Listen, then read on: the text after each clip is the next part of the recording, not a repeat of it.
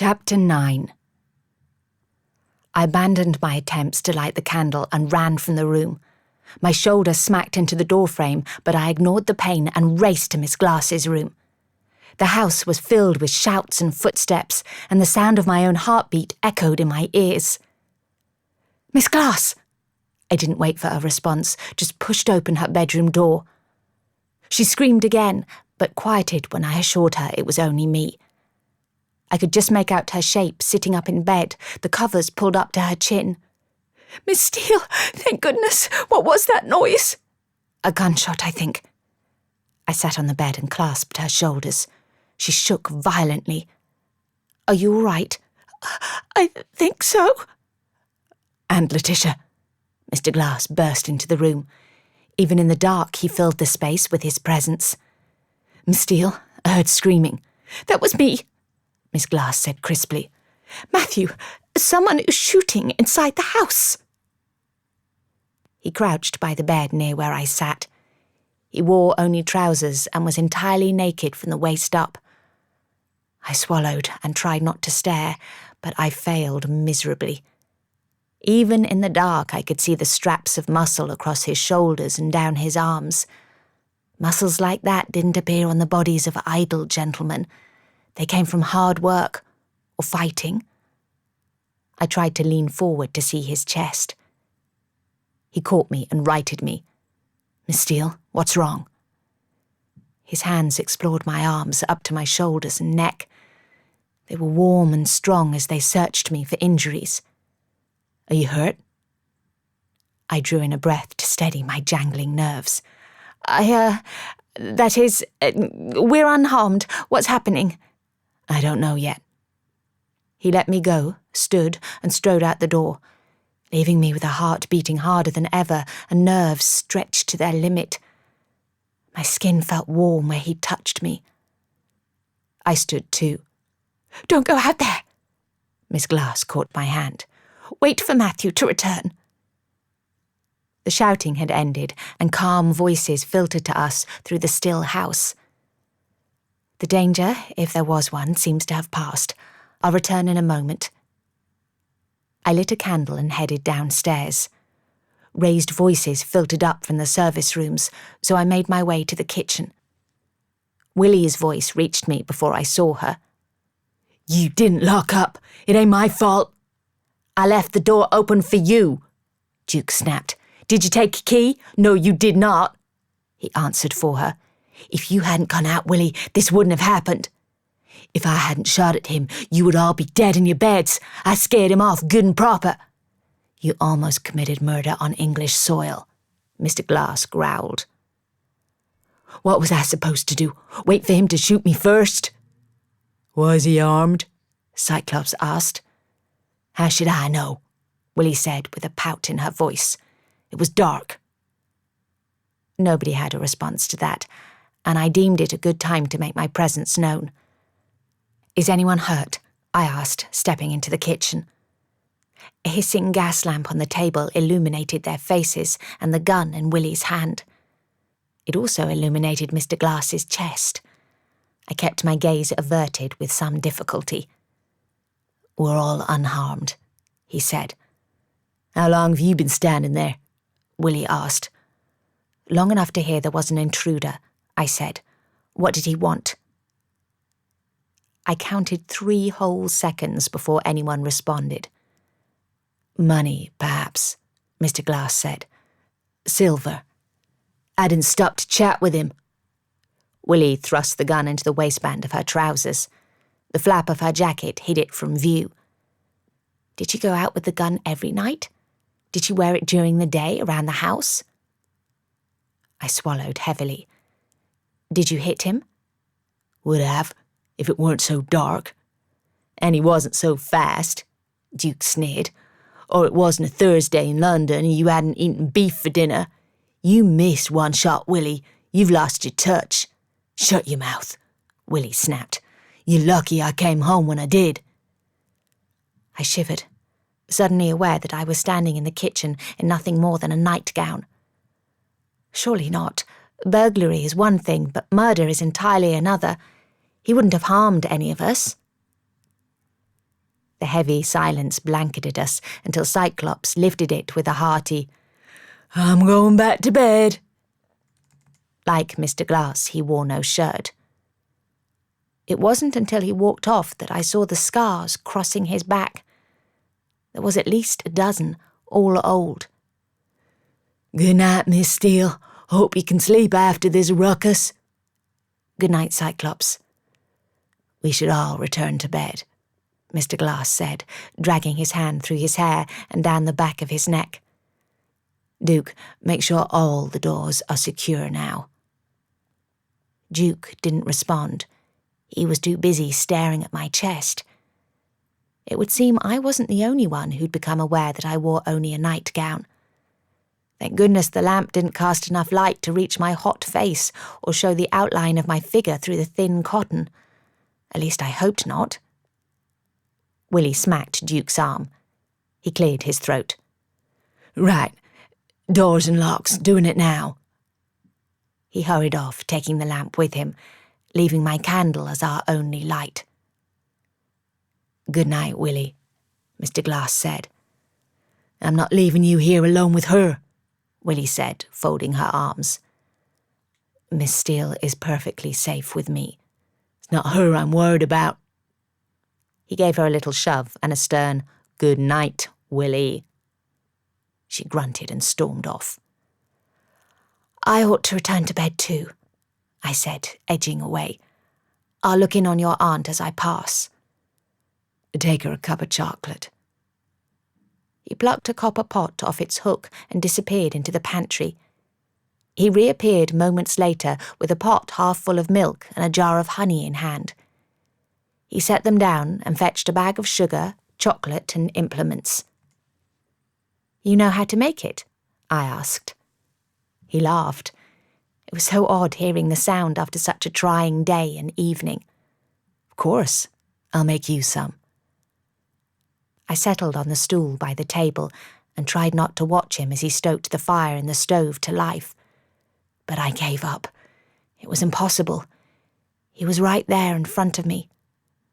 No woman could look away when she was presented with such a fine masculine specimen. I'd never seen so many muscles before.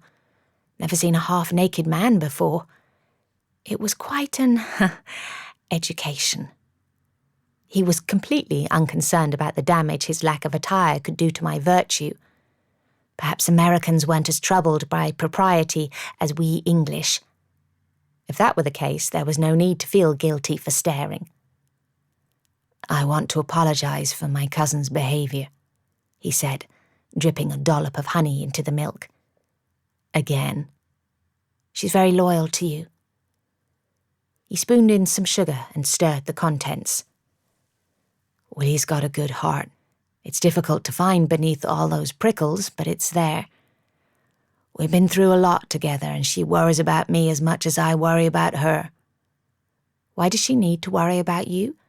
You seem quite capable of taking care of yourself." All those muscles explained how he'd fought off those 3 brutes.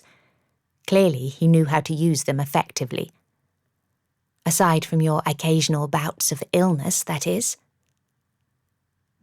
His stirring slowed, his attention focused on the task. When the milk began to simmer, he shaved off flakes of chocolate into the pot with a knife and whisked it into a froth. I fetched cups and a chocolate pot from the shelf. He poured the chocolate into 2 cups and the pot. The pot and a spare cup he set aside, and handed one of the full cups to me. He indicated I should sit opposite on the stool. I did, and looked up. His cheeks flushed, and his gaze plunged to his cup. I crossed my arms over my chest, hoping I didn't push up my bust more. "I know why you asked me to remain." "I very much doubt that you do, Miss Steele." He swallowed loudly and rubbed a hand over his face. I suspected he was tired, but at least he didn't look exhausted to the point of illness. "Then why?" He set his cup down on the table and placed his palms flat on either side of it. He drew in a deep breath and let it out slowly. asked you to stay back because I need to talk to you." Finally, he would explain about his mysterious illness and the watch. "I think it's best if you leave tomorrow." "Pardon?" "I'm severing our arrangement." No, he wouldn't. Surely he knew how much I needed employment and somewhere to live for a few days. Surely he saw that I had nothing and nowhere to go. "But you can't. You've paid me in advance." "Keep the money, but you can't stay here. It's too dangerous." My heart sank to the pit of my stomach. Because of one intruder? He continued to avoid looking at me.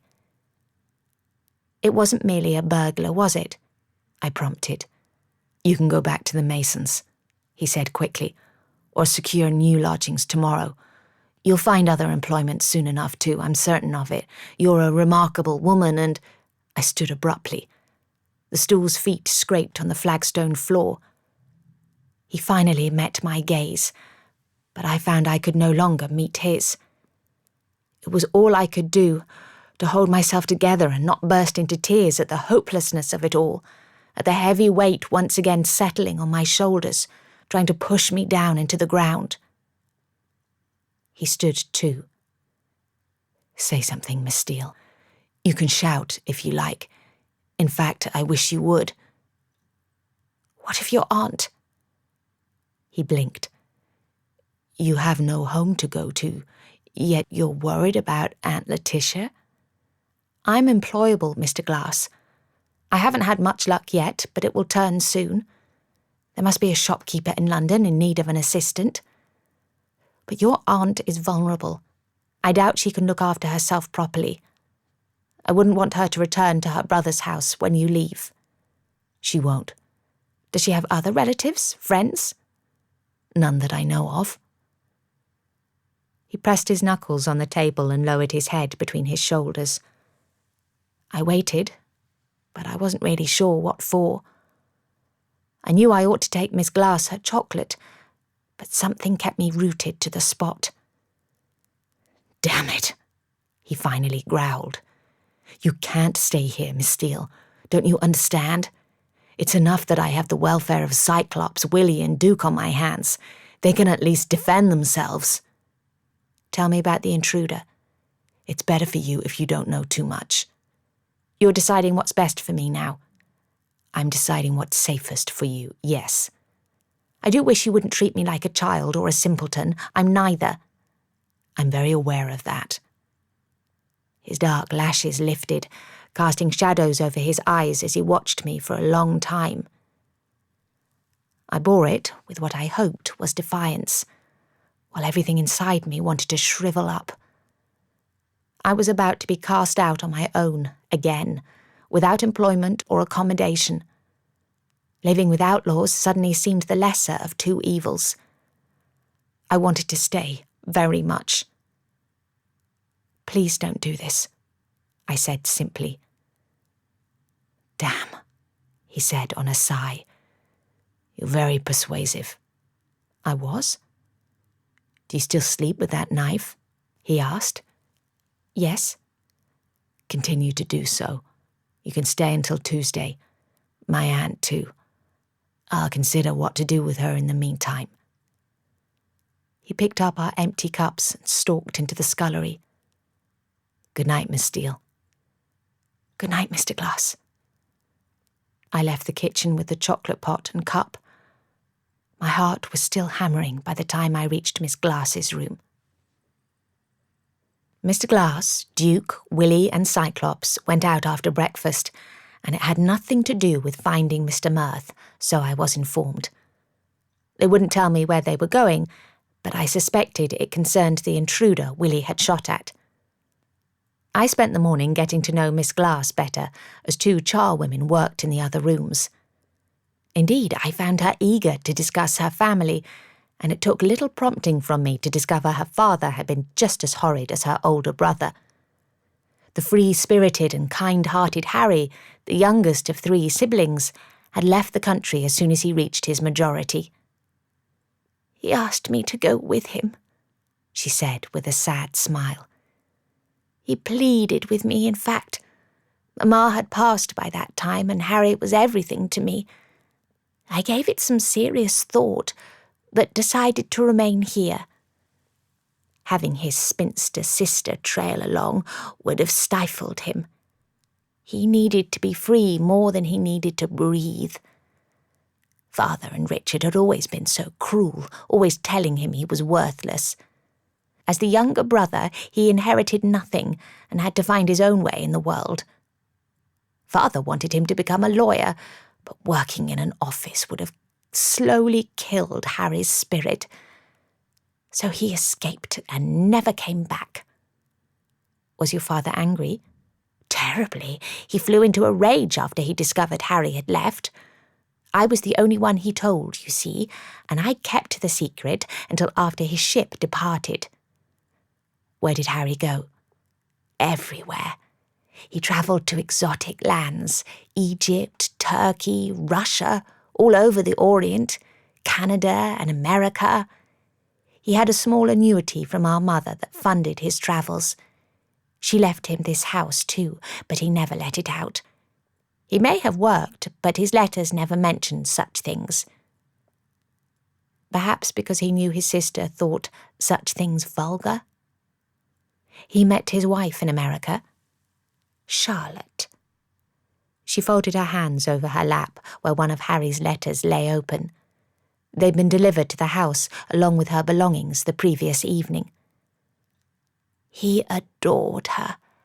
I could tell from his writing that he thought the world of her. But he never wrote about her family and friends. It seems Richard had one of those Pinkerton detectives find out more, but he didn't confide what he'd learned to me. All I knew was that he considered her beneath us.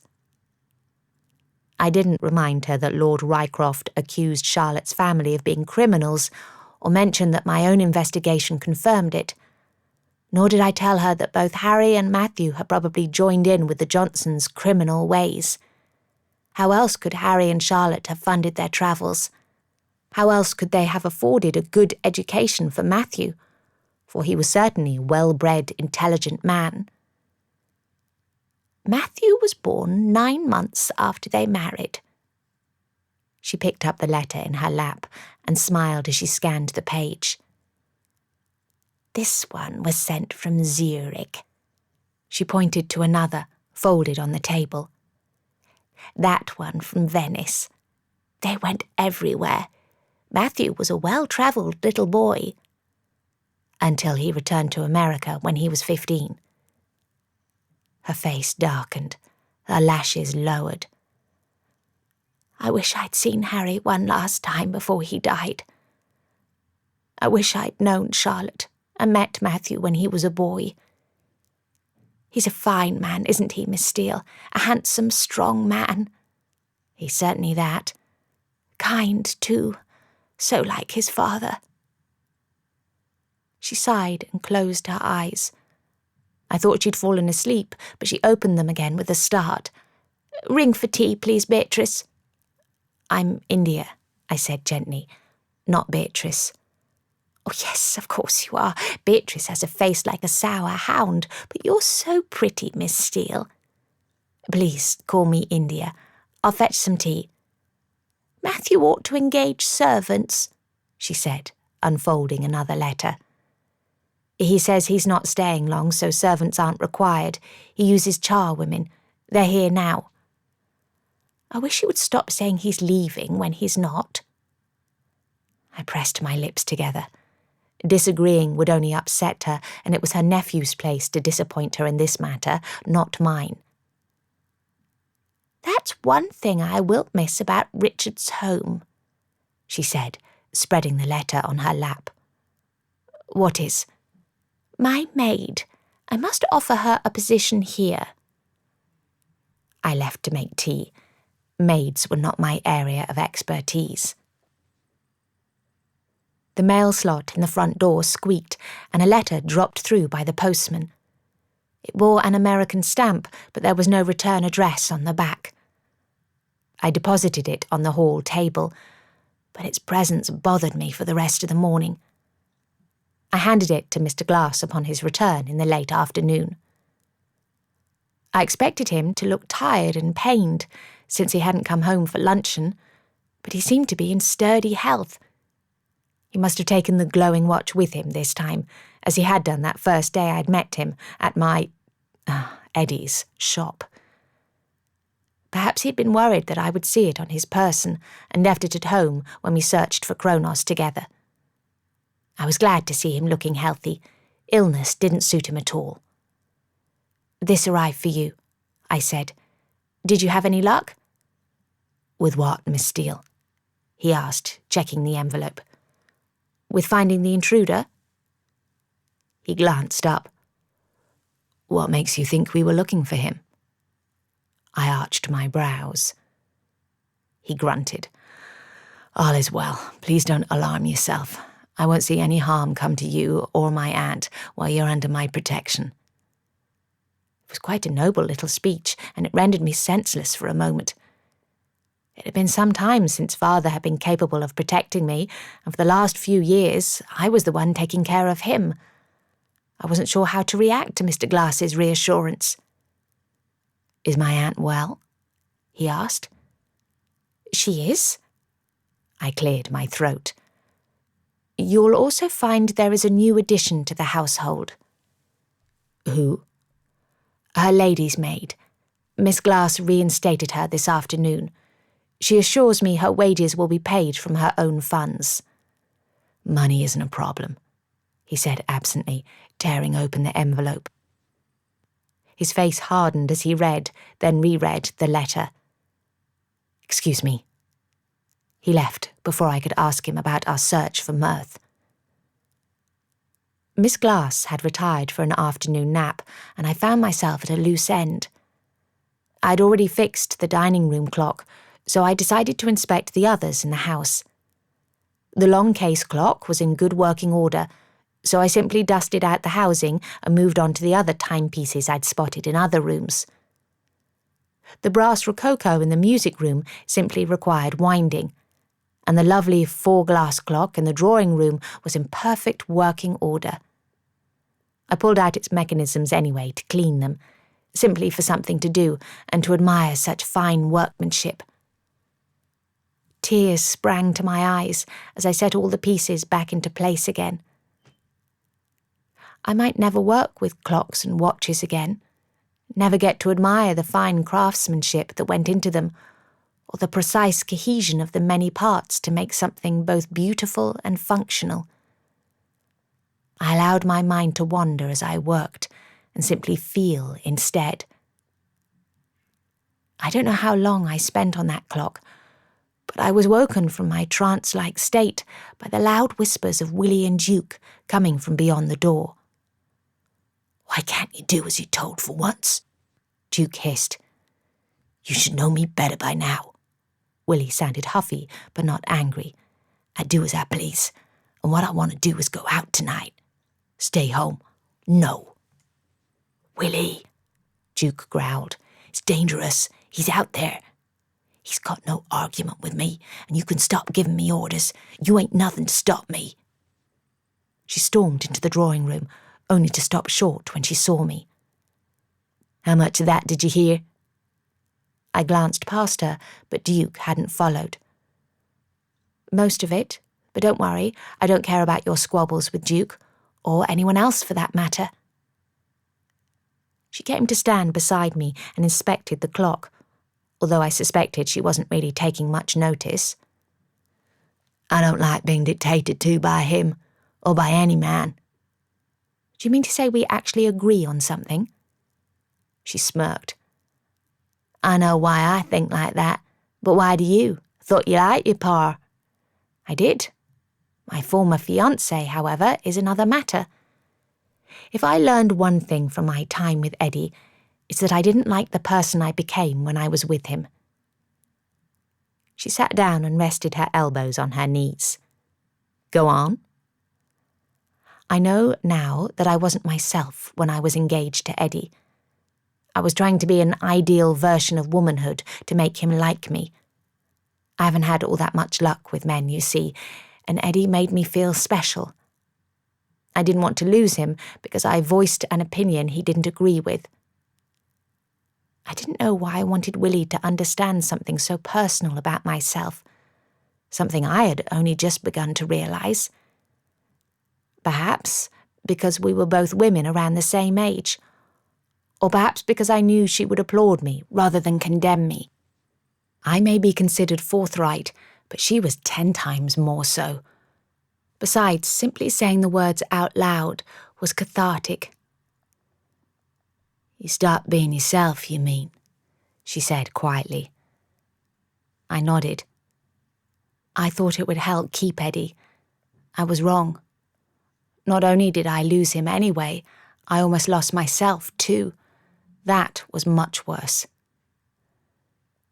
She leaned back and crossed one leg over the other. She regarded me with a frown on her brow, but a smile on her lips. "I hate men too." "I don't hate men, just Eddie. My attitude toward them is different now, though. I won't go throwing myself at the next man who shows some interest in me. Not that I expected any interest now." "You don't know men like I do, Miss Steele." "Call me India." "You don't know men, India." Her smile vanished altogether, and the frown took over her entire face, tugging at her mouth, shadowing her eyes. "I pray you never do." I wanted to reach out and touch her hand in sympathy, but I suspected she wouldn't like me to, so I simply nodded. "'Cept in Matt, of course. He's a good man despite." She waved a hand as if I should know what she meant. I waited, but she didn't elaborate. "And Duke and Cyclops?"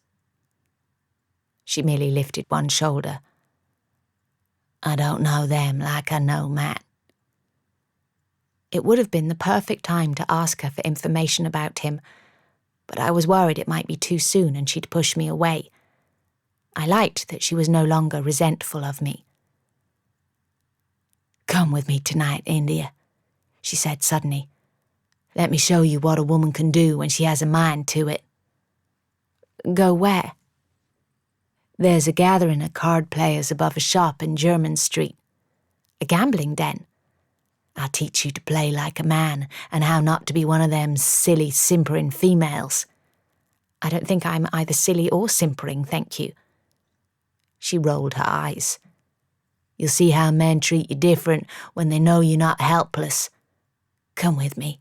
I'll be light some company." "Why not take Duke with you?" She pulled her face. "Good company." "Well, are you brave enough?" I laughed. "I won't fall for your baiting. Let me think about it. I'll give you my answer later." She left, and I finished putting the clock back together, my mind on Willy's offer. Going to a gambling den wasn't something I would ever have contemplated until now. But I could do it. What was to stop me? Surely she wouldn't go if there was a chance of encountering danger. It sounded like a thrilling idea, and not at all something the old me would have done. I had always done the proper thing, but now I felt like I'd woken up from a fog. I wanted to try new things. Yet years of cautious behaviour and a gentle upbringing made me hesitate. I warred with myself for the rest of the afternoon. I was only distracted by the deep rumbling of Mr. Glass's voice as I checked the clock on the half-table near the door to his rooms. "According to Jem's letter," he said to someone with him, "Sheriff Payne knows we're here." Duke and Willy both swore. "How did he find out?" Duke asked. "If my little brother told him, I'll gut him," Willy snarled. "Jem doesn't say how the sheriff found out," Mr. Glass said. "Only that he came to the house and demanded to know when we'd left." "It won't be Jem's fault," came Cyclops' resonant voice. "More likely someone who wants Matt out of the way." "That narrows it down." Willy's voice dripped with sarcasm. "Someone who also knows the sheriff wants me, dead or alive," Matt said. Wanted, dead or alive. Those were the words on the poster of the Dark Rider. I pressed a hand to my stomach and tried to catch my breath, but my corset was too tight. I felt sick. A sheriff was after Matt. Then he must be the Dark Rider. "He don't want you alive, Matt," Duke said heavily. "In a coffin is the only way Sheriff Payne will take you home." They fell silent, and I crept away from the door, abandoning the clock. I ran to my rooms and locked the door behind me.